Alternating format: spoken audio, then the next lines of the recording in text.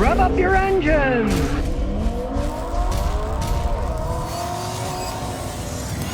Okay, we got the case of the vibrating Honda Civic. Sometimes comes to a stop, it'll vibrate. Put it neutral, it'll stop vibrating. Bought it as a pre-owned car at the Honda dealer, and he took it to them and they said, oh, there's nothing wrong with it. So let's find out what's really wrong with it. Well, you always want to start with the basic stuff, so let's go under the hood. You don't believe how many times an air filter's dirty, creates all the problems. But this one's clean, so he's not a fool. Granted, this is a little 1.8 liter 4-cylinder engine, but they are one of the best designed engines in the world. They're not known for shaking unless there's a reason. We'll start it up, look for vacuum leaks. I don't hear any. Jack the engine up a little. Now we're watching this mount.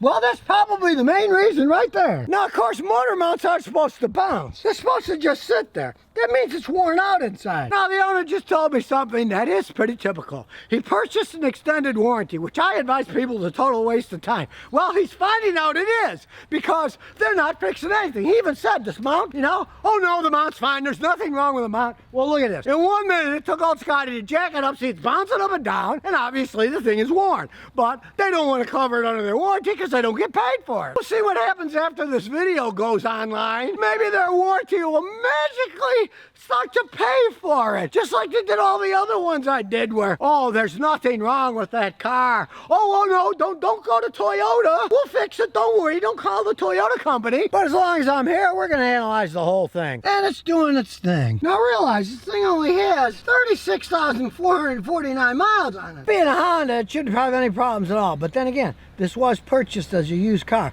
There's no saying. It might have been an accident, might have hit something that could crack them out and make it wear out too fast. But we're going to look at the data now. Here we go, the magic numbers. It's diagnosing what it is. It knows what it is. We'll do a health report first. Turn the car up, put the ignition on. Got a problem with the ABS, which I already figured out. It takes a little while, but the scan does absolutely everything. These modern cars, everything is electronic. You got to have a machine like this to really analyze them. Now, I knew it had a tire pressure monitoring system fault because it's warning me on the dash. It's doing its thing. It's 52% done after 1 minute and 47 seconds. Okay, 100%.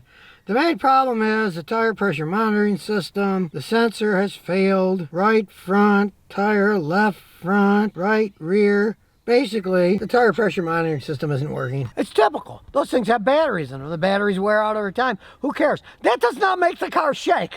That just means you check tire pressure with a gauge every once in a while. So let's look at the data. Okay, let's check out the fuel injection system. Okay, we'll start looking through it. The air-fuel ratio isn't bad. It's 0.99. 1.00 is perfect. You see, it even went there for a second, so that's pretty normal. There's got plenty of voltage. No misfires. No problem with that. It's just vibrating because the motor mount's worn. You can see all the misfire data is 0. Spark advance is relatively normal. When we rev it up, it stays relatively stationary. There, now it's at 23 and it's just staying there. I mean, this thing's only got 30,000 miles on it, so of course the timing chain isn't worn yet. Of course it has no trouble code stored. So let's take it for a spin. It's a typical Civic. You can hear some noises, but it's got nice handling. You come to a stop. It is shaking a tad. Not too bad, but it is shaking. We'll do our little test bumpy road here, and hey, I mean, it's a little car. You feel some of the bumps, but strangely enough, this tiny little car actually rides better than that Tesla Model Y did on these bumps. As you can see, the owner's smart. He put a Garmin GPS system on it. Why spend a ton on factory GPS stuff? You could put a aftermarket one for a tiny amount of money. Who cares that it's not built in? It works just as well. See what this 1.8 liter engine can do.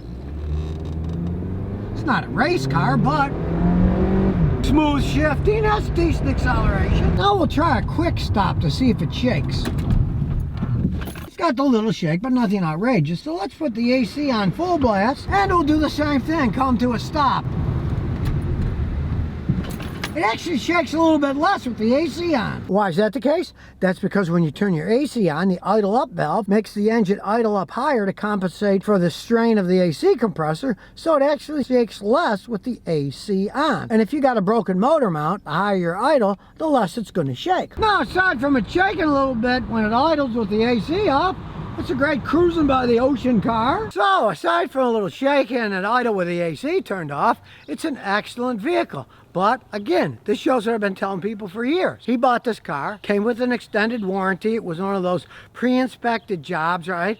And they refused to admit that motor mount is worn. You could see it wobbling when I jacked it up. It's not supposed to wobble. It's not going to hurt anything. You could drive it years that way, but he paid for the warranty, and now the guys refuse to replace the thing. Now, say it was my car, I would just buy a mount, put it on, but then I'd contact Honda Motor Company, because I did that years ago for a customer with a Honda, and that was 20-something years ago. They had a problem, and the dealer refused to fix it free. In that case, it was bad struts. It was supposed to be under warranty, right? So I took them off, charged the customer, but I said, I'll keep them. I said, you write some letters to Honda. And hilariously enough, about a year or so later, a little Japanese guy comes knocking on my door and says, oh, did you work on Mr. So-and-so's car? And I said, yes, I did. And I said, the struts are in the garage. Here they are.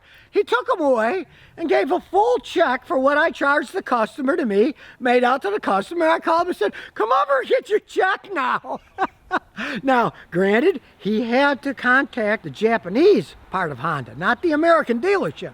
He actually contacted Honda. They gave him his money back. So, you know, we'll see what happens with this. We'll see if they decide they're going to fix this thing now. And I hope they don't do the big lie like that Toyota dealership did with the guy with the Sienna a month ago, where they said you needed a rear end. He took it other places, said you don't need a rear end. A year later, it still runs fine, no problems. But he took it back to the original guy that said you needed a rear end. And the guy said, oh, yes, you do. It's dangerous. It's dangerous. He just did the big lie where they lied and they'll continue to lie. They're never going to admit that they're lying because it would make them look bad. So let's hope he can get a free motor mount here. But as you can see, there's just a few bolts holding it on. It's not that hard to change out. Only here, it's the principle of the thing. A perfectly good running car. They love the car, but it does shake a little bit too much. And of course, over time, it's going to shake more because the rubber's now worn, and eventually the rubber would tear entirely, and then it would. Every time you started it, you'd hear a clunk as it clunked. It's nowhere near that type of wear yet. And I'm assuming the reason this one's worn is probably something happened when the original owner had it.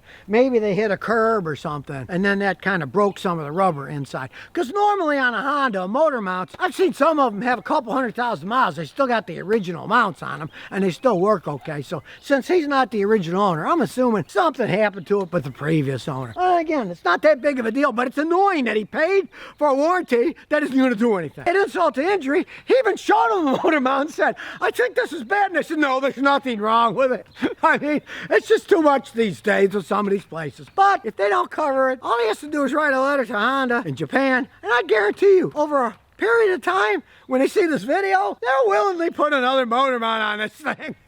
Because they make good cars, and the Japanese themselves stand behind them. It's just the Americans that run the dealerships in the United States. They're just out to make money, and they sold a warranty, and if they got to fix it free, they see that as they were losing money on a deal, so they're not going to replace the thing. Sure, it's not a big deal. It's not going to really hurt anything, but it'd be annoying if you buy a car, get a warranty, and then they don't cover anything, which is why I tell you, don't waste your money on the warranties in the first place, because that's almost always what happens. They don't cover anything. They'll say, oh, you hit something that broke it, or if your engine goes out, they'll say, well, your radiator had a hole in it, and then you overheated the engine. We're not fixing the engine. They're always looking for an excuse. So my advice, stay away from that and buy good cars. Now, let's say he would have bought this car and he trusted them with their inspections. Oh, it's all pre-inspected and stuff. Now, I wasn't here then, but if I was here then, before he bought it and he brought it over here, I would have checked it out. I would have jacked it up and said, look, the motor mount's worn. Make them fix that before they sell you the car. Once they sell you the car, they don't care about you anymore.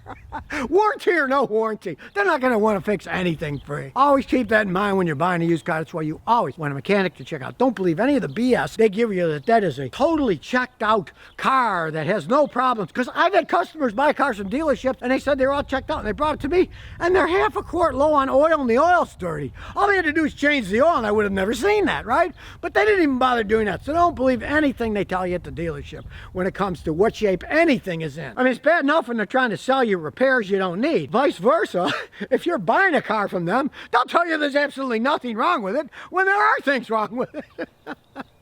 That's why I kind of tell people, stay away from them. Look for private individuals. Try to find honest people. Look at the one I did the other day. The guy bought a salvage car, but he bought it from a body shop that did excellent work. He got a beautiful Mitsubishi for $3,500. And they showed him the pictures of where it was wrecked. But they fixed it good and he got a nice car for $3,500. You would never see that at a dealership.